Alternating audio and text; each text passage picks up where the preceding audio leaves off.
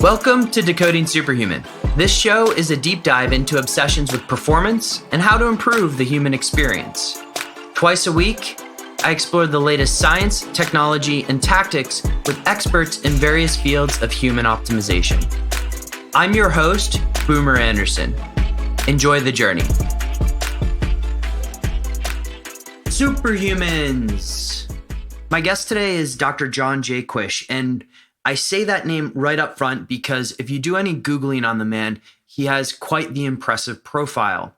He's the inventor of the most effective bone density building medical device, which has reversed osteoporosis and osteopenia for thousands of people. And he's also the creator of something that I must say I'm falling in love with just a little bit, and that's called the X3 bar. And today we get into all different questions, not only related to the X3 bar or osteoporosis, but just movement in general. We talk about muscle biopsy studies and why they may be important for looking at things like recovery. We look at muscle confusion and why altering your workout all the time may not be the best idea. And then we talk about how to use items like the X3 bar while you're on the road, which generally speaking, the people listening to this are on the road quite a bit. The show notes for this one are at decodingsuperhuman.com/X3. That's just the letter X with the number 3. Enjoy my episode with Dr. Jaquish. Dr. Jaquish, welcome to the show. Thanks for having me. So I want to kick things off because there's a rumor that you are the Tony Stark of the fitness industry, but I want to start a little bit with something else you are known for before we get into the X3 bar, which is OsteoStrong. How many people have you helped with bone density issues on a global scale, if you have the number? About 600,000. 600,000 people. Wow. Right. That's incredible. Yeah. And the user base is big. And I know you've partnered with Tony Robbins to roll out the OsteoStrong clinics, but do you mind just giving the listeners kind of a high level overview of what the OsteoStrong experience is like? Right. So I developed the devices. It's a medical device. OsteoStrong is a clinic you go into to use said device. But the takeaway, like what the thing basically does is it puts axial compression on bone. So this is the axis of my humerus bone, right? So I want to compress that bone end to end. And so what that machine does is it allows for the compression, tension, and torsion put on all the bones of the body, especially the ones that are susceptible to rigidity fracture, or susceptible to bone loss also, because like you don't lose bone density in your skull. But you do in your humerus bone or your clavicle or your femoral fractures are the ones that are associated with mortality rate. That could kill you. So it's all started with my mother being diagnosed with osteoporosis. And then as I got into learning about what the dysfunction really was, it's a disease of disuse. It shouldn't even really be called a disease at all. It's like, if I don't train my biceps and they get smaller, that's not a disease. That's called, not exercising, right? So, yeah. I mean, just like, but the reason I think it had been traditionally seen as just a dysfunction associated with aging, seen as an aging disease, was because there was really no good way to trigger bone growth naturally. And so what I said to my mother was, I'm going to find whoever in the world has the highest bone density, whatever population, I'm going to figure out how they did it. And it was so easy to find them. It was gymnasts. Mm-hmm. The rate at which they contact the ground. It has nothing to do with their exercise or anything like that. It's just the repetitive contacts with the ground were very controlled, like the way a gymnast lands. They try to make it exactly the same every time. Now, it's still an impact is still an out of control event. So, ultimately, gymnasts on average retire at 19 years old for a reason because they get hurt. So I thought, okay, what I'm going to do is I'm going to create a medical device which is going to give us the benefits of high impact without the risks of high impact. So slow and controlled loading with robotics and computer monitoring, so that individuals can just get in a compressive position. So if I'm going to absorb a high impact force, back of the hand in line with the clavicle, 120-degree angle between upper and lower arm, and I would compress all the bone in the whole kinetic chain to the point where, I would be far beyond my body weight, maybe, now 10 times my body weight or something like that, to trigger that bone density adaptation. Okay. Yeah, I mean, the way to describe it, like the most easy way, is high impact emulation. It gives the benefit of high impact without the risks. Mm-hmm. So the real reason why I wanted to have you on the show is to talk a bit about what I believe is your latest invention, which is the X3 bar. But first, how much time do you spend exercising on a sort of given day? 10 minutes a day. 10 minutes a day. Okay. So now my Puritan work ethic, Protestant mind, and a lot of the people listening here are saying 10 minutes a day, that doesn't seem like it's possible to look the way you do. Mm-hmm. How does it work? So it is a far greater, well, let me go back to the bone density device for a second.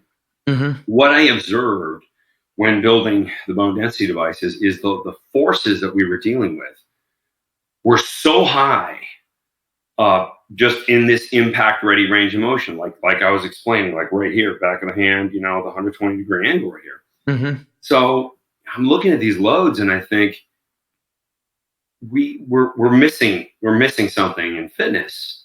This like when you lift a weight, you are limited by what you can handle in the weaker range of motion, which means when you're in the stronger range of motion, you're hardly doing anything, because you only have 1/7 the capability in the weak range.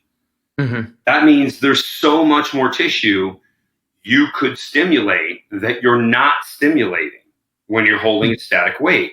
And it's also not how we move. A sprinter has 180 degrees of flexion behind the knee, yet when they're at full speed, they only use 7 degrees of flexion. Mm-hmm. So if you have 180 available, why do they only use 7 degrees?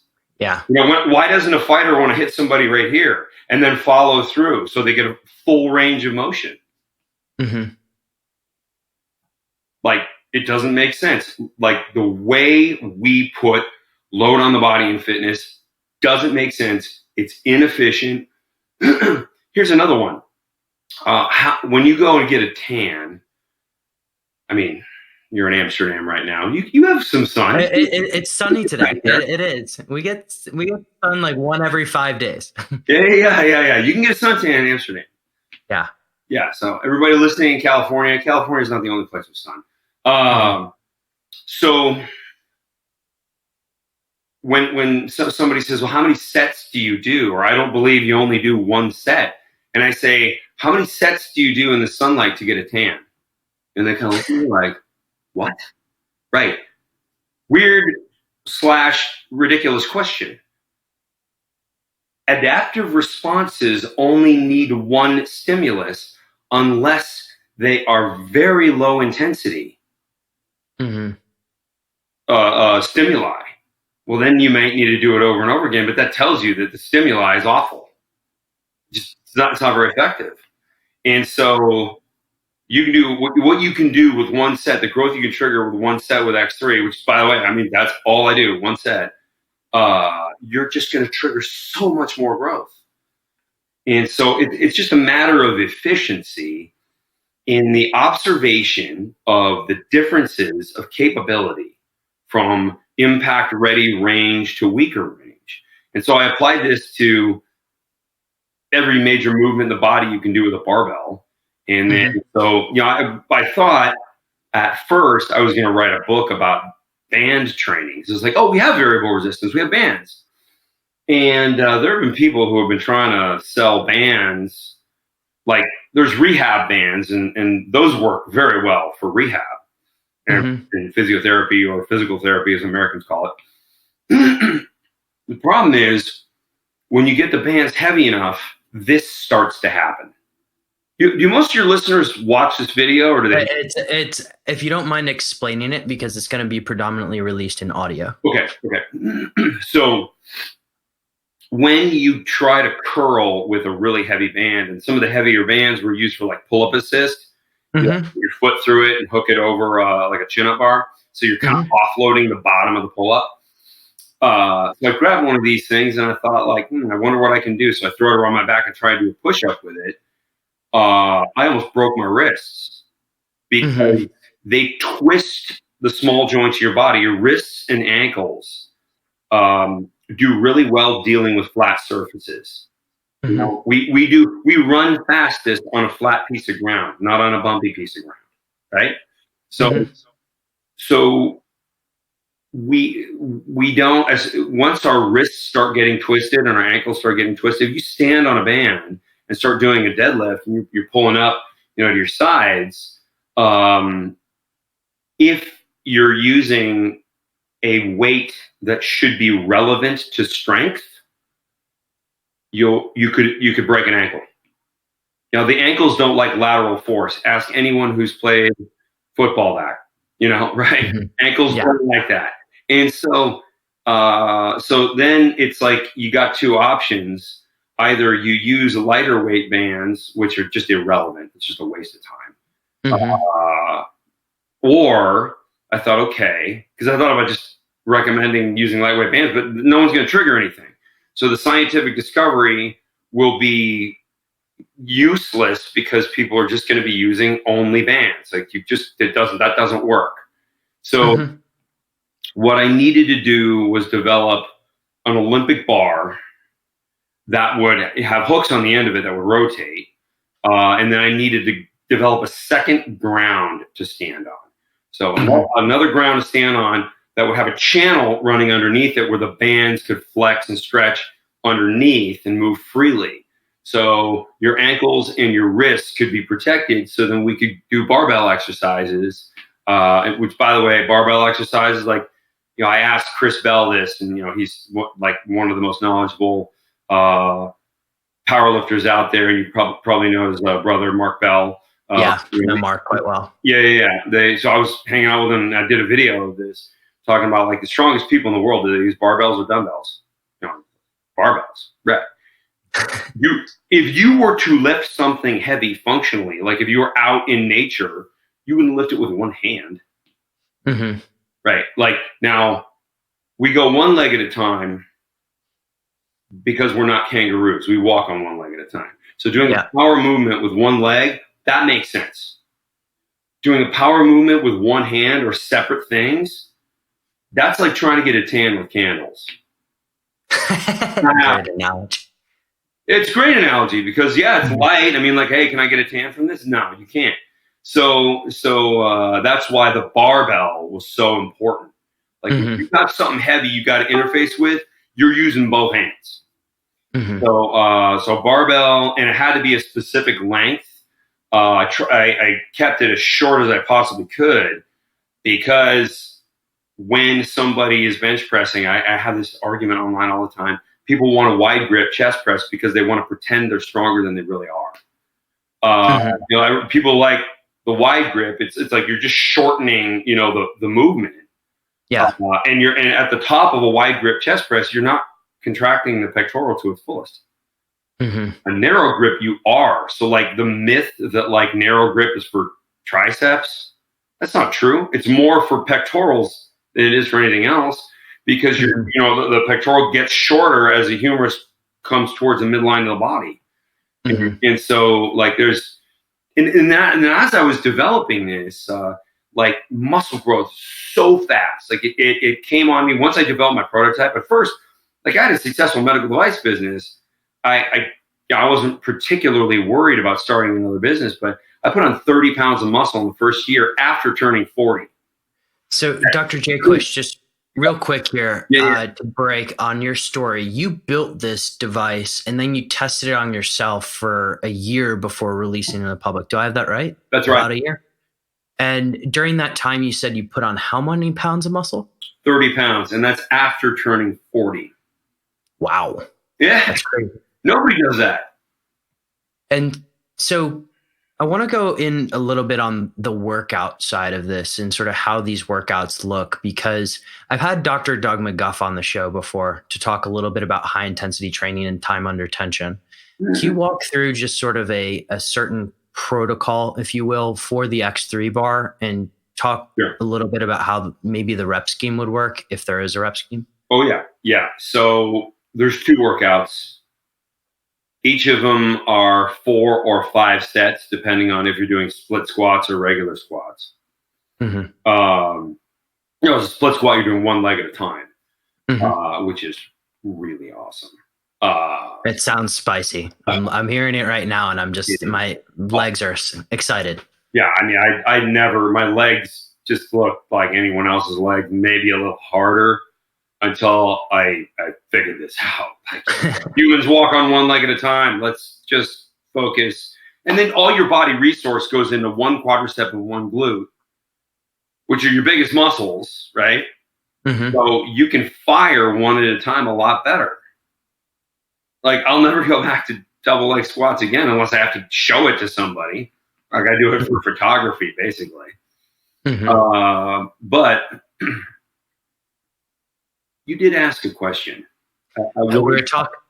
We were talking about just kind of the workouts and rep scheme, because, or if there is a rep scheme, because we've talked in the past on the podcast about high intensity training and kind of the absence of rep scheme, but more time under tension. And I would love for you to just explain a little bit about that. Time under tension is not so relevant because it would be time under variable tension. Okay. Which is not really something you track because the weight's different in every position that you're in. Yeah. So the more contracted the muscle, the more weight is on you.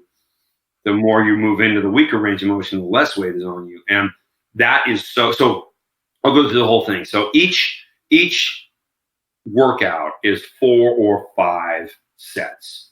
That's it. Wow. Right. Now, they are the most intense sets you'll ever do. Like, there are power lifters, there are bodybuilders that will do one set with X3 and say, that was the best set of my life. I never thought I could fatigue a muscle to that degree. This is why you only need one set. And so let me explain. So you do this one set. So let's say I'm doing the chest press. I go through so when I do chest press, I hit I think it's about 530 pounds at the top. We have an app that tells you because it's based on your height and how much it stretches. So 500 pounds, over 500 pounds with this band I use at the top. And so I'm hitting this 500 pounds at the top over and over again. I might get to 28 repetitions, as best I've ever done. And then I can't get there anymore. So 28 reps with hitting 500 pounds at the top. Then I'm exhausted, but I can still do shorter reps. So I'll start doing partials, and I'll do another 6 or 7 partial repetitions, and then the last repetition may just be 1 inch off my chest in the weaker range of motion. So I'm fatiguing all ranges of motion, something you cannot do with a weight. Right. So it's fatiguing the strong range, which has a much greater myofibril effect. And then the latter phases are continuing the sarcoplasmic depletion of the muscle, getting rid of ATP, glycogen, and creatine phosphate, the fuels in the muscle cell that are there for contraction. So I'm fatiguing the muscle to the most extreme degree from a structural standpoint, myofibril, and from a fuel load standpoint from the ATP, glycogen, and creatine phosphate. Therefore, I'm going to get a greater effect than anybody ever could from anything else. Okay. So it's basically one set of each of these exercises to complete failure. How often, or do I have that right? That's correct. Yeah. And then how often are you able to repeat that over the course of a week? Because I imagine for certain people, there's different recovery rates, but for yourself, How often are you able to hit the X3 bar every week? So we know from muscle biopsy research, there was a lot of theories about this in the 80s and 90s. And we even had really smart guys like Arthur Jones, the Nautilus, saying it takes a whole week for a muscle to recover. Well, then somebody did biopsy studies where they cut a chunk out of, like somebody will train, they'll cut a chunk out of the muscle 3 hours later, 6 hours later, 10 hours later, 24 hours later, 36 hours later, 48 hours later. And what they determined was after 36 hours, you're recovered. Okay. So I need to find that study. That sounds interesting. Yeah, it's a muscle biopsy study. And it's kind of like a biopsy study is like, that's a really high level of proof. Yeah. So we hit every body part 3 times a week. Mm-hmm. So you do every 48 hours, you just repeat the same workout. So we split the body 2 ways. And so I'll do like deadlift, bent over row, calf raises, and bicep curls in one workout. And then the next workout would be chest press, tricep press, overhead press, and squats. And then the squats would be split squats, so that'd be like 2 sets. And is there any, just my sort of traditional thinking around exercise that you need to switch the workouts every 6 weeks or so? Is there any sort of adaptation that would require the switching of the workouts over a course or a period of time? It's another study you got to read. Muscle confusion theory, totally false. Okay. All right. The sponsor for today's podcast is a member of the toolkit that I use on an almost daily basis to upgrade my state of being, and have used it actually for the past couple of years. The guys over at Neuro Hacker Collective have done a fantastic job. You've heard me rave about the original stack as well as Qualia Mind on the show. But now I'm so excited because the suite of products has grown. You have Qualia Focus for that near-term bump. You have Qualia Mind caffeine free for all my caffeine sensitive listeners out there. But their latest product, which just came out, is oh so exciting. It's called Eternus, and it's a 38 ingredient formula containing the most researched and premium ingredients on Earth for supporting cellular health. This is key to combating the symptoms of aging. If you want to check out Eternus, Qualia Mind, Focus, or any of the Neurohacker products, go over to neurohacker.com and plug in the code BOOMER. You'll get an additional 15% off your order. Enjoy. So just the idea of switching workouts is just completely bogus. You'll do worse. Mm-hmm. Because you're learning a new movement pattern every time you do that. And that learning keeps you from getting into muscle protein synthesis. So like the whole P90X thing, total BS. Doesn't work. And there's a great study on it, where they take people who just did barbell exercises, the same ones, and it was a big control group too. Like they weren't screwing around. They really wanted to see like which one is it. Yeah, muscle confusion, not a thing. And I'll link to these studies to the extent that I can find them in the show notes, because this is fascinating to me. I'll make sure Chelsea sends them to you. Okay, perfect. The accommodative resistance element of it, or this is when I think of bands, I have experienced training in sort of a conjugate style. And there's a little bit of a band, I guess. Louis Simmons puts bands in his workouts as well. For sure. Can we talk a little bit about the bands, the significance of your bands, and how it kind of differs for those who are maybe a little bit more knowledgeable about conjugate programming, how it differs from the conjugate method? So when looking at my research, I would say that I demonstrated, and I'm talking about the clinical trial that we did at in the University of East London. When I look at that data and then I compare it to what the American College of Sports Medicine keeps as average exercisers data, Those are the average people who go to gyms. Humans are 7 times stronger in the stronger range of motion than they are in the weaker range of motion. So when we look at studies like Anderson 2008, who did the Louis Simmons sort of thing where it was like you had X amount of weight on the bar when it was laying on your chest and 1.2X at the top, that's just scratching the surface.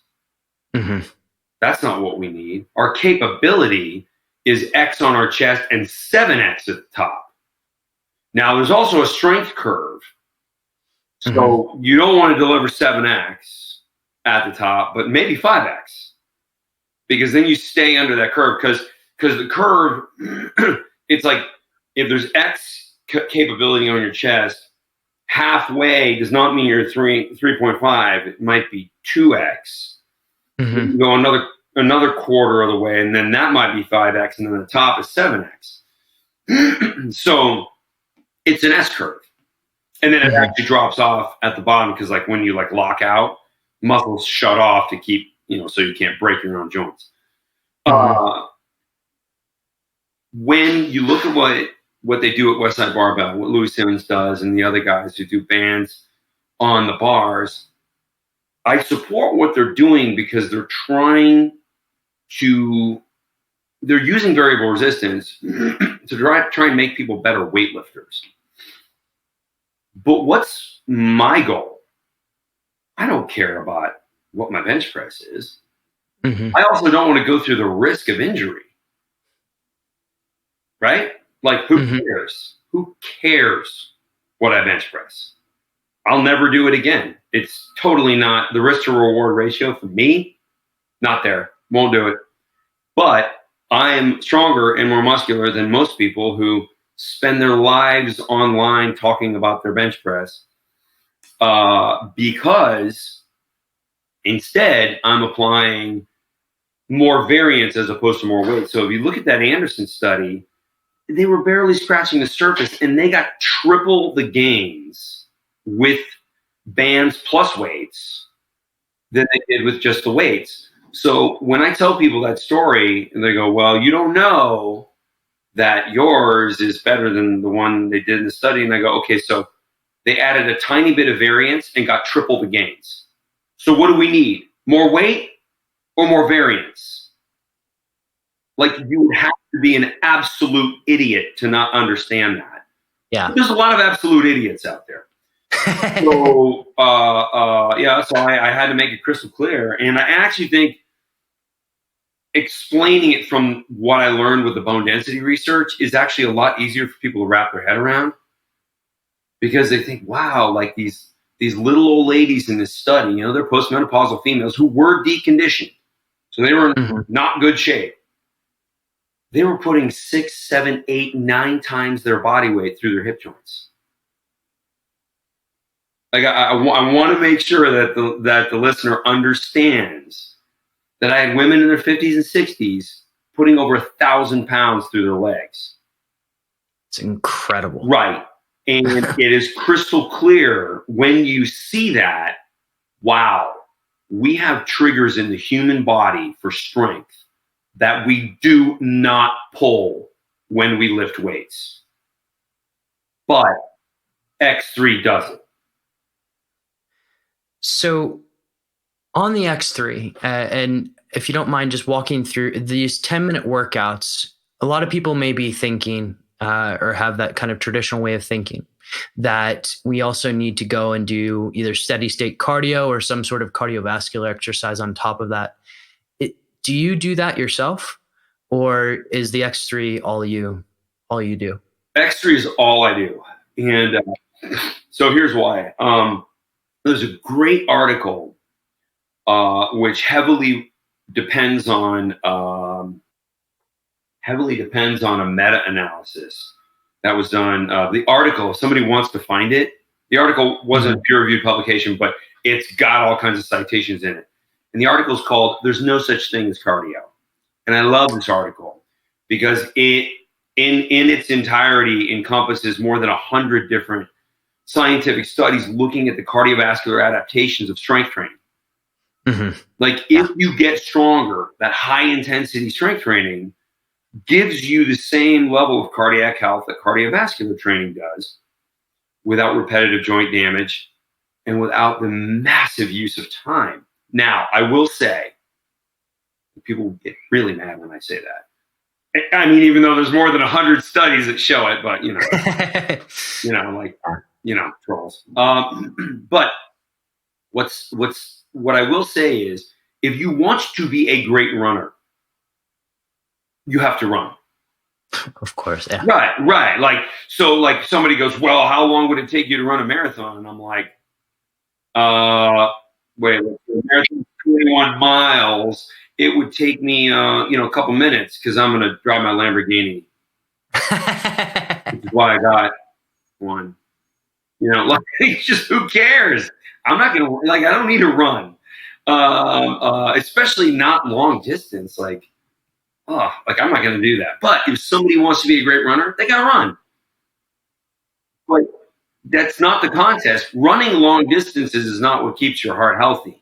Having the cardiac muscle adapt and be powerful and be able to pump blood to the furthest thing from your heart, your feet.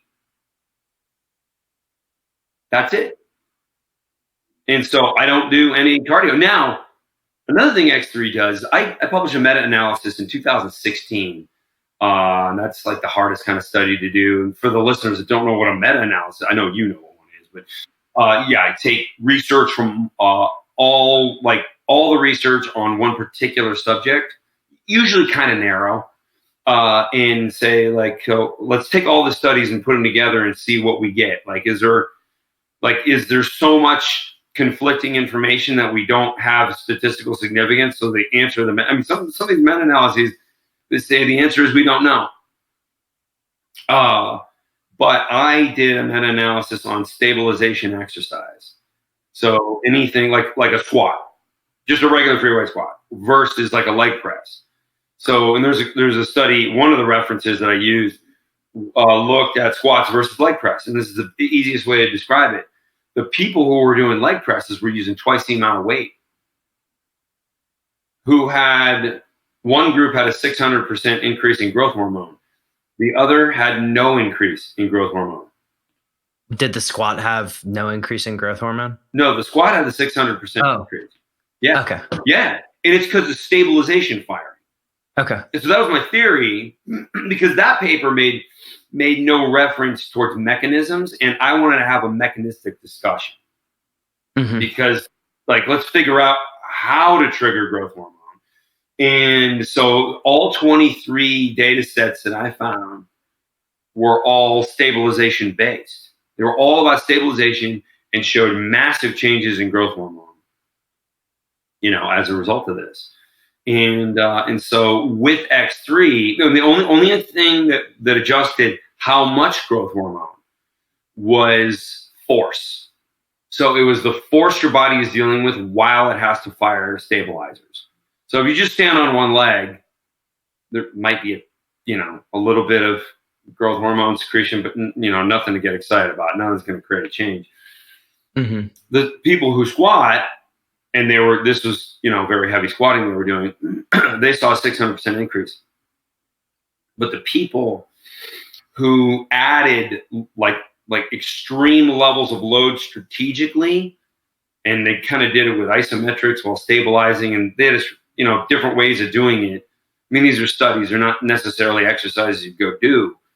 Yeah. But if you can get the force higher than you normally handle in a full range movement, you can have a 2,000% increase in growth hormone. So that's one of the other elements of X3 is I knew when we'd be doing squatting or deadlifting or overhead pressing, you're going to get massive upregulations of growth hormone. So that's why I'm lean without doing cardio. This is amazing. I guess the logical question I have to ask here, actually, before I get into that one, when we look at sort of the movements that the X3 can do, the one thing that I see is potentially I don't want to say missing, but the bottom portion of the deadlift. Mm. How would you mimic that with an X3? Do you have to get a wider base, or is there a way to do it already? So, I mean, ultimately, your goal when you deadlift is to make your traps, your spinal erectors, and your hamstrings as strong as possible. Mm-hmm. I would argue deadlifting with a bar isn't really deadlifting because the weight's that big around. It keeps the bar that far off the ground. Why don't you pick it up 1 inch from the ground? Like, yeah, it's like if we want to have that conversation, it's just like, like, okay, a regular deadlift is, BS because you should be picking it up right off the ground. Of course, that would mean you would even be using a far lower weight, which would be even more worthless in the stronger range of motion. So when you go down towards the bottom, like the tension would get released right at about the place where you'd grab a regular deadlift bar if you had a standard 45-pound plate on it, or if you had like a plastic, 5-pound CrossFit plate that just looks like a 45-pound plate. Love those. That's great. I see these guys like throwing those things against the floor, trying to make the biggest noise possible. Like, It's like they're trying to do. I love the squat snatch, and you hear somebody drop it with a big thud, and all of a sudden you look over and it's 30 kilos or something like that. Right. Yeah, it's great. What can't you do with the X3? Oh boy, you're asking a biased guy. I know I am. Yeah, I mean, so like some people say, like, well, you're not doing any direct ab work, and you're okay. Yeah, but you're activating stabilizer muscles throughout. So I imagine there's some. I mean, I'm not doing any grip work either, but you can see on my forearms. I should probably take a picture of your forearms right now and just show it to people, because the point being is that while you're not doing grip work, there's pretty heavily defined forearms here. Yeah, my forearms, they look incredible. Like all I'm doing is a deadlift for that. So the stabilizer muscles, they naturally fire when you're stabilizing. Mm-hmm. So like, I don't think doing direct ab work is needed. I don't do it, and my abs look fantastic. So like that's something, you get a question about, and I just say, just deadlift, squat. That's your abs.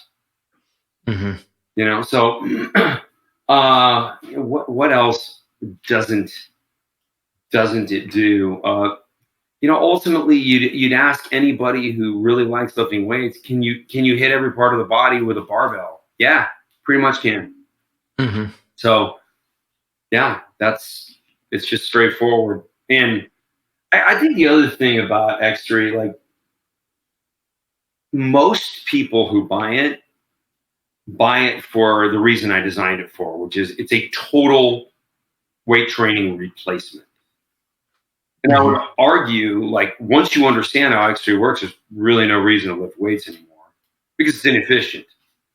And people get very upset when I say that, especially if they have some sort of emotional tie. Yeah. If somebody owns a gym listening to this, they may be throwing stuff at the wall right now. Well, but what I would say is there's lots of gyms that just get X3s.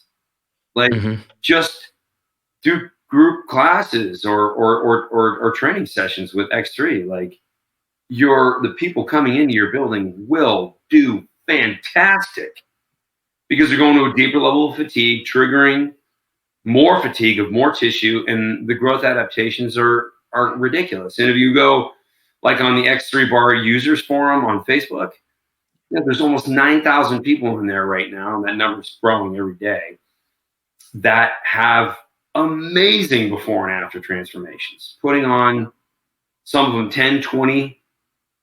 I think there's even a handful of people that have put on 30 pounds of muscle. The product's only been out just about 2 years. And, the first year we only sold like, 2,000 of them or something like that. Mm-hmm. Now we're over 2,000. In that period of time, is that the 12-week period of time that you usually see The program that comes with the X3 bar. Yeah, no one's putting on 30 pounds of muscle in 12 weeks. Yeah, that would be, I mean, there's peptides and SARMs and things we can get into too. That's thermodynamically impossible. But there's a lot of people who are putting on, that kind of, there's a guy there. I'd say there's 10 guys who have put on 20 pounds of muscle in 6 months. Wow. Yeah. And they're just regular guys who started using it and kept posting their pictures. Mm-hmm. Yeah. Yeah. And how did you alter your diet, or did you alter your diet at all? I guess said another way, what does your diet look like on an everyday basis that allows you to sustain this kind of lean body mass? So I'm a busy executive. I still, still doing OsteoStrong, right? So, in fact, I just got back from the annual convention. It was unbelievable. What I would say is, I'm busy. I travel constantly. Like, I designed this to fit my lifestyle as a total fitness replacement. And I drop it right in my check bag. Like, so I don't go anywhere without my X3.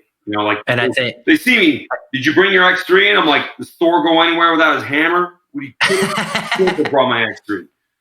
So that's number one. The other thing is, I needed to develop a nutrition program because, like, before I started this, I didn't really pay much attention to nutrition. I had been ketogenic for 13 years, so way before it was cool, because I read Body Opus by David Jane, which was a terrible book, absolutely terrible book. But that one part about ketogenesis, every other recommendation was like totally insane. Taking like a handful of Sudafed before you go for a run. Wow. Oh yeah. I mean, it's like health goes right out the window with this book. Don't read it. That's all. I kind of want to read it now just because it sounds crazy. I think somebody is making a documentary right now. I think someone is. I think Chris Bell told me it's called the Menace of Venice Beach. And like this guy, he was a Venice Beach guy, and and it's about him. It's about him and his sports performance observations and how just like this guy was like everything dangerous was like a good idea to him. Anyway, so I've been ketogenic for 13 years, like not taking it that seriously, not really understanding the lack of need that the human body has for any carbohydrate whatsoever. There's essential fats and essential proteins. Name an essential carbohydrate. Let me ask you a question.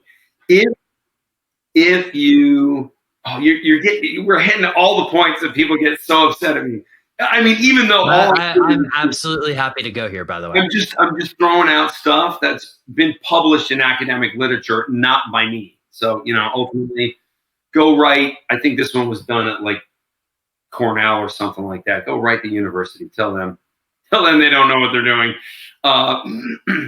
So there's a study that looked at how many calories it would take to get to the minimum recommended daily intakes as ascribed by the American Medical Association. I want you to guess. Take a guess. How many calories you would need to take in a day? Just whole foods, no supplements.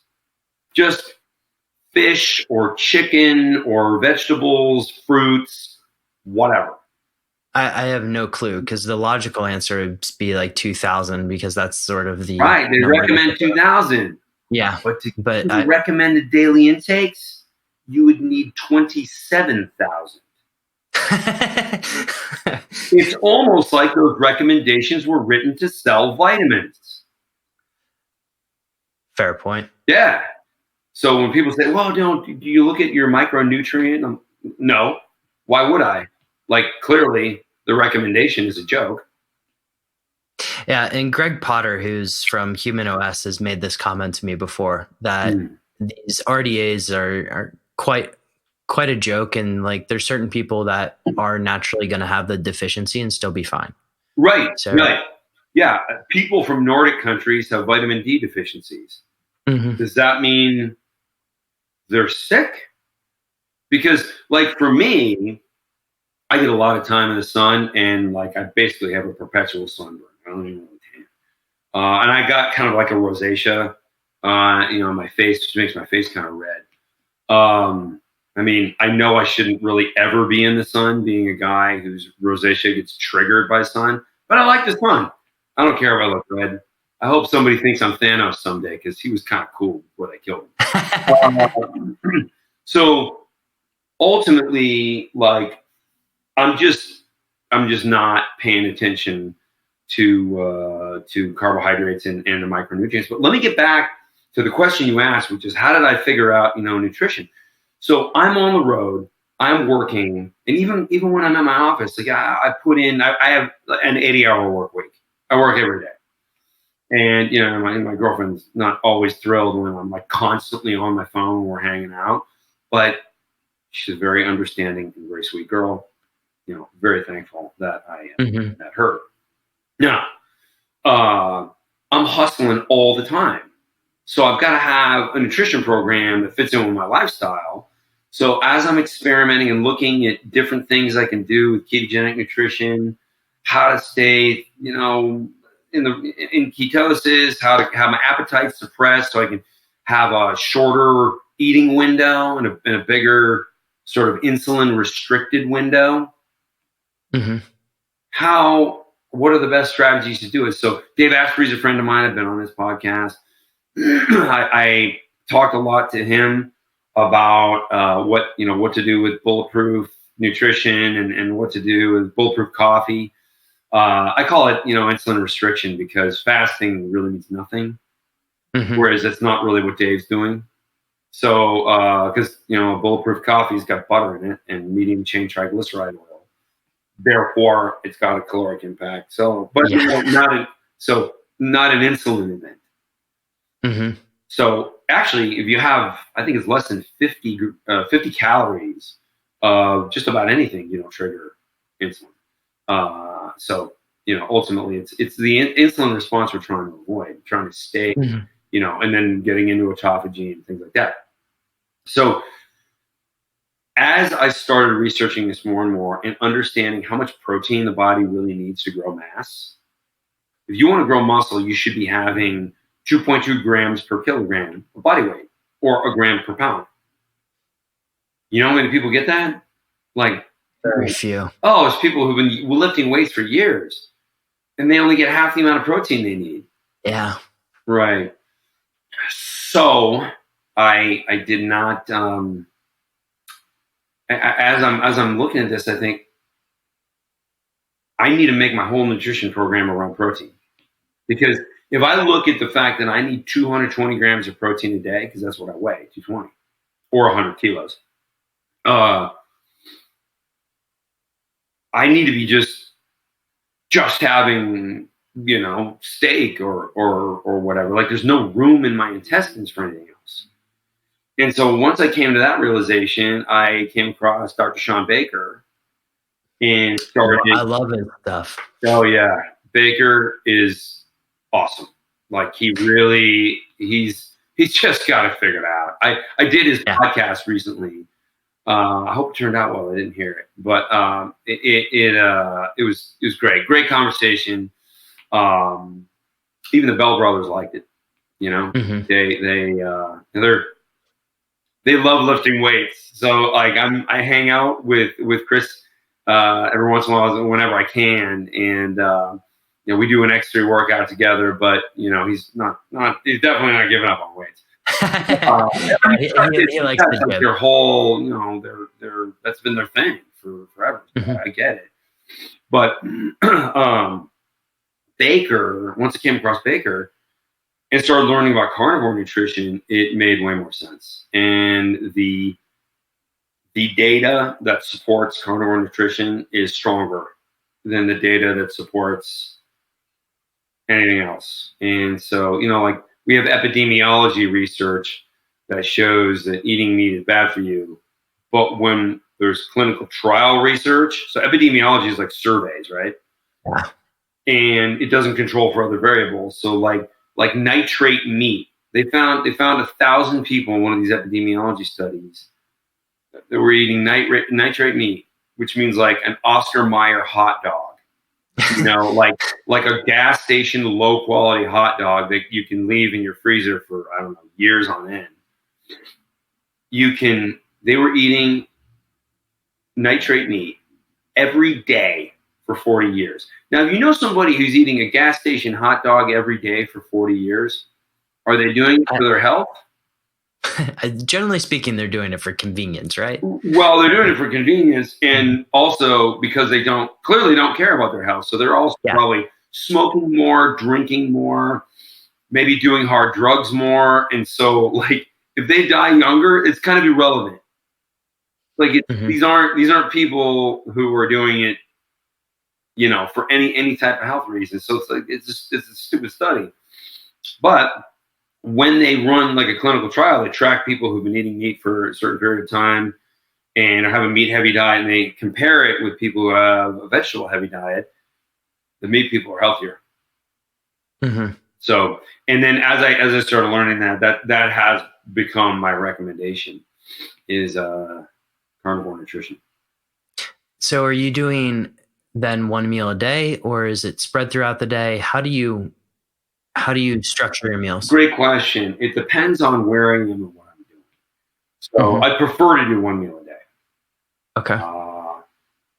And 220 grams of protein in one meal. Yeah. So that's like a big steak.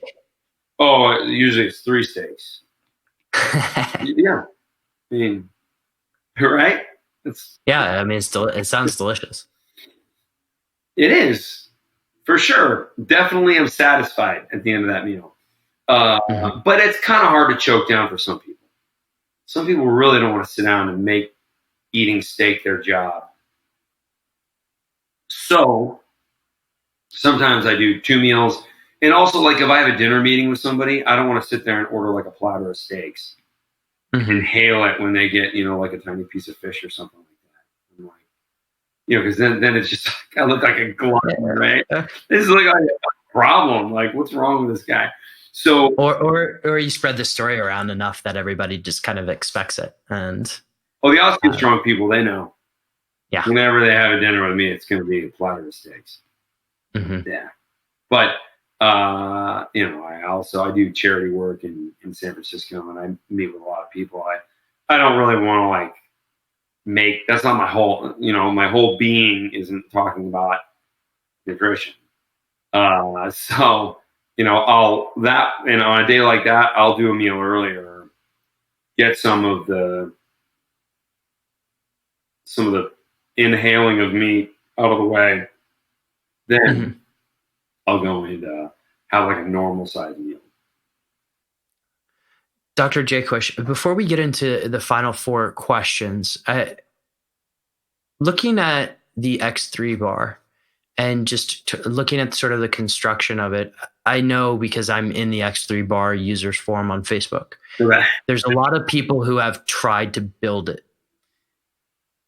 The bands are constructed of different materials, I imagine, and then the base. Do you mind just talking about why it's very hard for people to just go to the Home Depot or, I guess, Praxis here in the Netherlands and build it themselves? So another thing I thought about was just telling people how to make one, because I didn't really want to bother with running another business.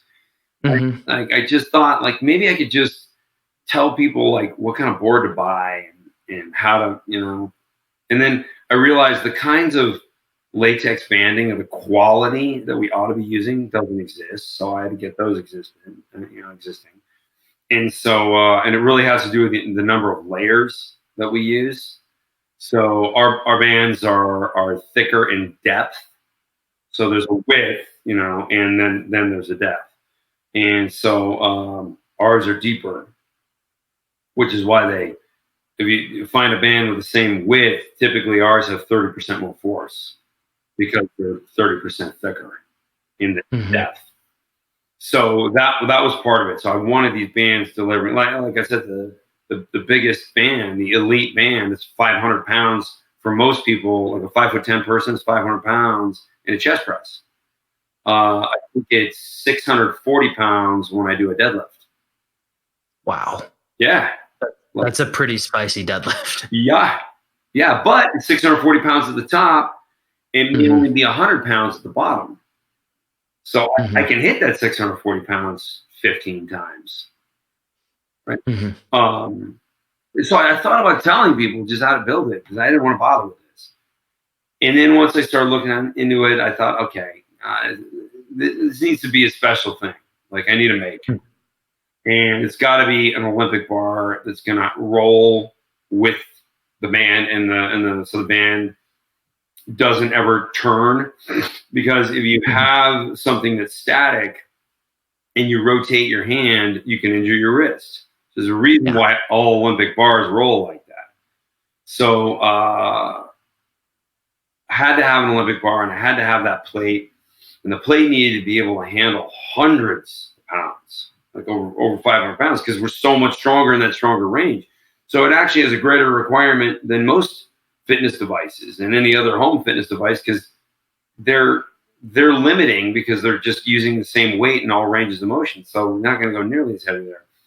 So it really needed to be built with an incredible quality that had not been seen in really anything. And so I decided I had to go and make it. And, just telling people they could go do it on their own, no, they can't. Like, it's the homemade ones, I guess it's okay, so they can try a little bit of X3 type training, but ultimately those things, they can hurt themselves. Like I see them making out of like a lead pipe or something like that, or steel pipe. Pipes are not structural reinforcement tools. Like they don't make buildings out of pipes. Pipes are made to be buried in the ground and you put wires in them. That's what metal pipes are for, or gas or whatever. But you don't build a building with them. It's not strong. So it's like, what's going to happen is somebody's going to load up one of these things and they could actually really hurt themselves. Yeah. I can't imagine. I'm just picturing like a YouTube bloopers video, actually. Oh yeah. So I just ultimately, I want to make sure that I'm not negative on that. When I see somebody do it, it's like I don't really give them a thumbs up or anything, but I don't tell them they're going to hurt themselves, because it's just, I let somebody else do that. I'm just going, all right, people have homemade cars too. That's true. And that is true. Sometimes the axle comes off, and crash and die. So yeah, you can see those guys who, like, it's just, if it were a do-it-yourself type thing, I would have just written a book about it, because I wouldn't have wanted to bother. Dr. Jay Quish, I want to thank you for taking the time to come on the show today. Absolutely. And I want to transition into sort of the final 4 rapid fire questions. But before I do that, I wanted to thank you because I got an X3 bar for my father, who doesn't like going to the gym. And, the fact that you made it so easy to use, and everybody has 10 minutes in a day, like he's now exercising a lot more. So thank you so much for that. And Awesome. In fact, I'm going to get one too, just because I'm looking forward to running it and just kind of seeing what it does for my powerlifting. But this is going to be great. Yeah. And so for somebody who does lift, who actually wants to be good at the sport of lifting, you're going to get better if you use X3. The way you would do it is you do your workout, and then you do your X3 at the end as your finishing sets, because you're wiped out after X3. Never do it the other way. That would not be productive. That would be an interesting way to see, like, what's your minimum bench for the day. Right. Yeah, but finish with X3 and you're going to trigger much more growth. And I think for a lot of the people listening that are of the executive entrepreneur type, you travel with this all around the world. And this is something that you could just simply pack into a suitcase and go with, right? Right. Absolutely. Yeah. It drops right in my bag. Dr. Jay Quish, I want to go now into those final 4 questions, Sure. which I'm playing with a name here. Maybe we'll call it the 4 Horsemen or something like that. But first question, for a person who works 80 hours a week, hustles all the time, how do you unwind? I just keep going. I don't really unwind. I have a great time with my friends. I have a super group of friends in San Mm-hmm. Francisco, and I'm a very social guy. But like I'm just kind of clenched fists all day, every day. Yeah, don't need it. Then I guess the next question that comes to mind is, what is your top trick for enhancing your focus? Just eliminating distractions. I think most people spend most of their time worrying about things they can't do anything about. Like let's say politics, for example. There are people who Mm-hmm. spend hours every day just screaming about political stuff. It's a waste of time. They're not affecting anything. Not changing anything's Mm-hmm. opinion. Just shut up, get to work. Do something that you can actually have an effect on. Like if you just went and did something, created something, learned something, you took that time and just took an online course for whatever, doing impressionism painting Mm-hmm. in Amsterdam. You get that. Yeah, exactly. Van Gogh. Yeah, in Amsterdam. So, if you just invested your time in that, just stop worrying about the things that you cannot affect. And and most things in your life you cannot affect.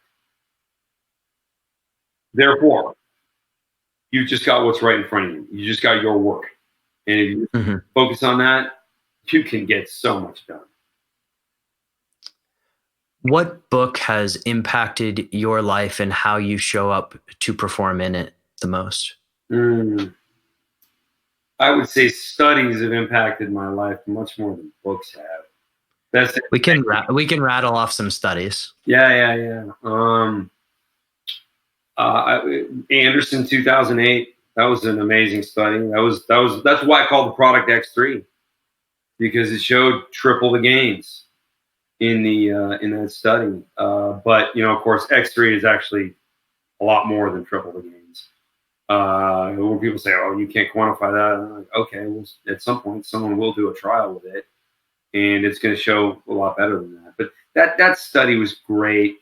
Another one was talk about bench press angles and power delivery, and that was done by Mukherjee and Radames in 1999, and that was amazing because they just had people benching in a very short range, and they showed massive. They were fatiguing in the strongest range of motion. Now, people weren't having a sarcoplasmic effect at all, so they weren't growing mass, but they were growing some significant power, just myofibrillar adaptation. And so that was a very telling study. Also, one of my favorite references. So when somebody says, "Oh, you need to use a full range of motion, you need to have the same load through the full range of motion," yeah, not true. And that's my go-to study for that. Another one, I think Colton, 1998, which was that's my go-to, like, vegans are mad at me study. You don't. We all need one of those. Yeah, and I show them this study, and this study shows that people that take multivitamins die younger than people who don't. That's great. Right, it's an epidemiology study, and it still has all the weaknesses of epidemiology, but it's just a great response. Like, don't tell me micronutrients. Don't tell me that. Like that. Mm-hmm. Just that issue is like, it's a joke. Mm-hmm. Mm-hmm. Dr. Jaquish, where can people find out more about you? They can follow me on social media. It's at DRJAQUISH on Instagram, or Dr. John Jaquish on Facebook. Beautiful. Yeah. Dr. Jaquish, thank you so much for taking the time today. This has been an absolute pleasure. Great. Yeah. I really enjoyed it. Yeah. You asked great questions. Thank you. And the show notes for this one for all those listening are going to be decodingsuperhuman.com/Dr. Jaquish. And Dr. Jaquish, thanks again. This has been amazing, and I'm sure everybody's going to get a lot out of it. Thanks, man. All right, superhumans. So I love when a guest always challenges my thinking, and I got that today with Dr. Jaquish. We talked a little bit about the carnivore diet, if you recall. We talked a little bit about really muscle biopsy studies and how those may tell us a little bit more about when and how we recover. And of course, we got into a discussion around micronutrients and whether or not carbohydrates are needed at all. The show notes again for this one are at decodingsuperhuman.com/X3. That's the letter X with the number 3. And if you enjoyed this show, please share it with a friend. And if you really enjoyed the show, head on over to iTunes and leave us a 5-star rating. All of those ratings help out quite a bit. Thank you. And of course, have an absolutely epic day.